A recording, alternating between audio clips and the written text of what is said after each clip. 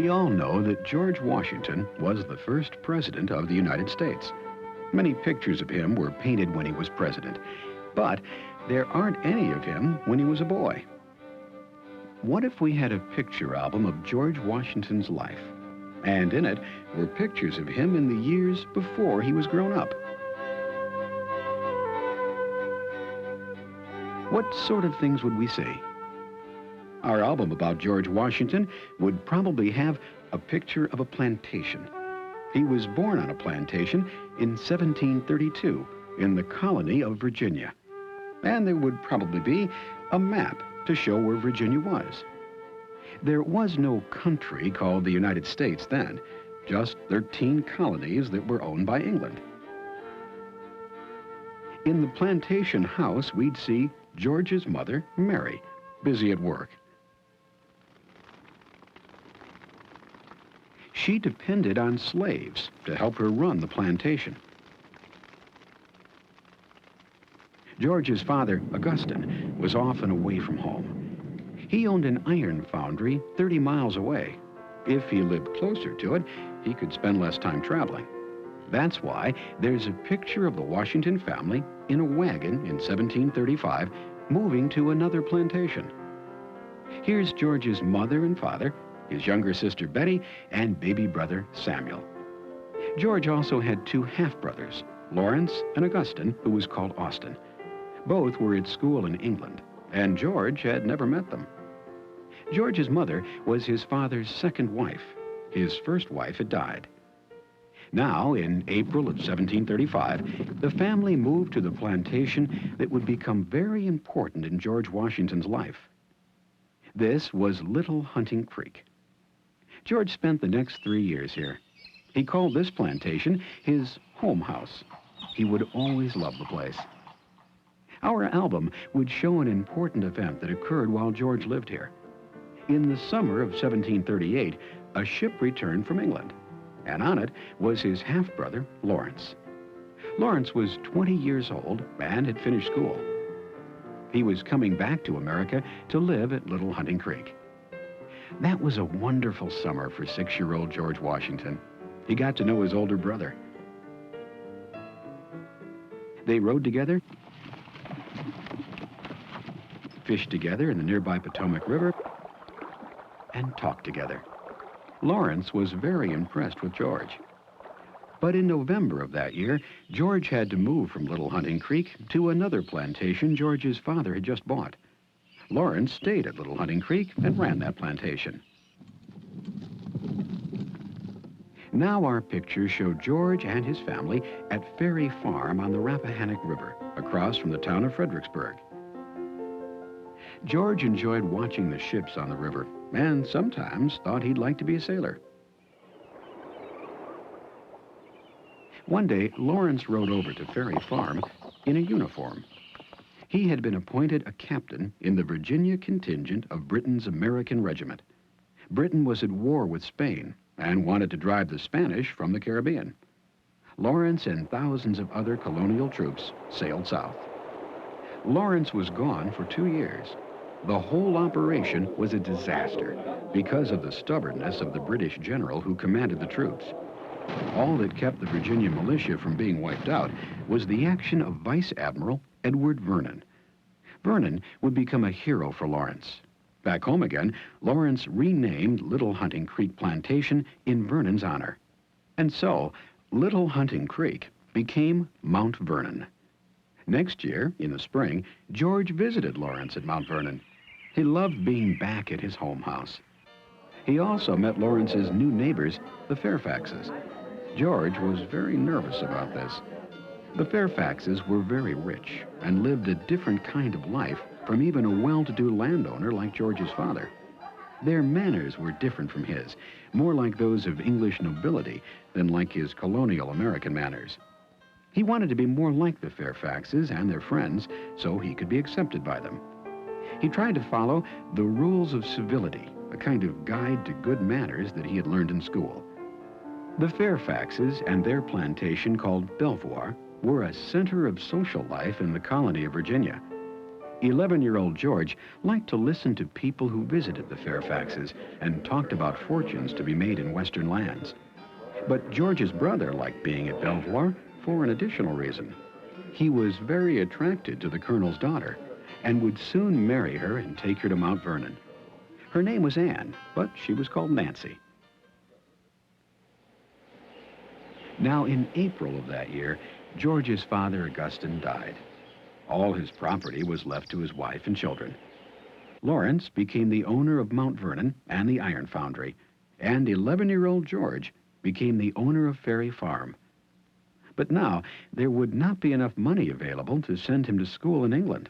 He'd have to prepare himself to earn a living in America. His brothers urged George to learn all he could about surveying. His father had done some surveying. A surveyor measures land and helps to set boundaries of property. A surveyor has to be very good at mathematics. George used his father's instruments and practiced by surveying lands owned by his relatives and friends. When he was 16, he got his first job surveying. Colonel Fairfax's cousin, Lord Fairfax, hired George to go along with a group of surveyors to report on the land he owned in the Shenandoah Valley of Virginia and map it. In our album, we'd see pictures of George during that surveying trip and his new experiences in the wilderness. We'd see the trick the others played on him one night when they pretended to be doing him a favor by letting him sleep in the only bed available. But the bed's mattress turned out to be full of fleas and lice. He rode through rainstorms and went swimming at a warm spring. He saw Indians at a trading post and settlers who were surprised and angered to find that the land they thought they owned actually belonged to Lord Fairfax. Now our pictures would show George Washington during the next few years as he worked as a surveyor and became a very good one. He was appointed official surveyor of the newly organized Culpeper County in Virginia. Pictures of 19-year-old George in 1751 would show him and Lawrence on board a ship voyaging south from Virginia. This was the first and only time George would leave the colonies. Lawrence was very ill with tuberculosis, and George was accompanying him to an island in the Caribbean where they thought his health might improve. It was September. The first 2 weeks out, the seas were calm and the skies were clear and blue. But then, the skies darkened and the sea grew rough and the winds grew strong and heavy rains fell as the edge of a tropical hurricane passed over them.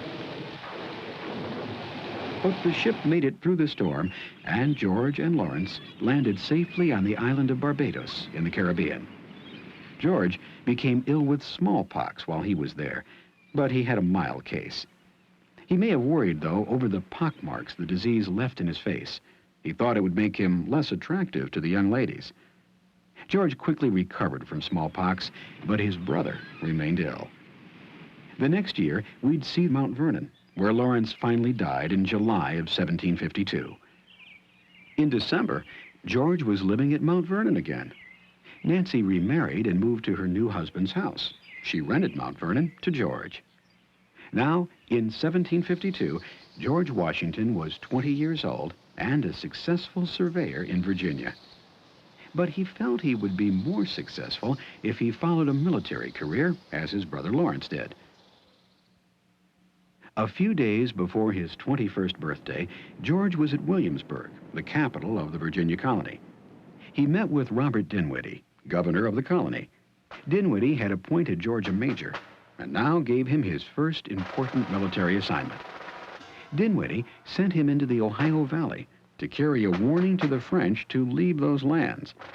They were claimed by Britain. But France was building forts there.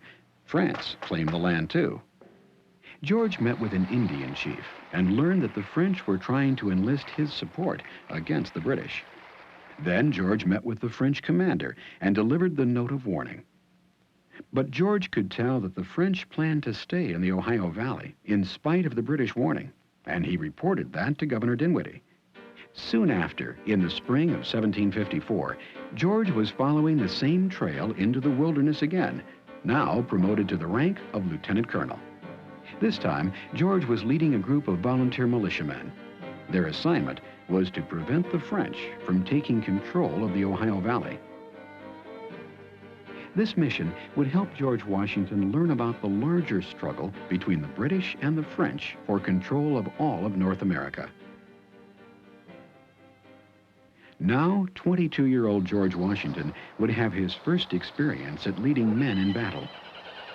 He would lose this battle with the French at Fort Necessity in the foothills of the Alleghenies. This marked the beginning of the French and Indian War that eventually made Britain the dominant power in North America. But in spite of this defeat, his reputation as a fine officer would grow until he would be chosen by the colonies to lead their own war against Britain for their independence. But in this year of 1754, when he was 22 years old, George Washington had no idea of what his future held.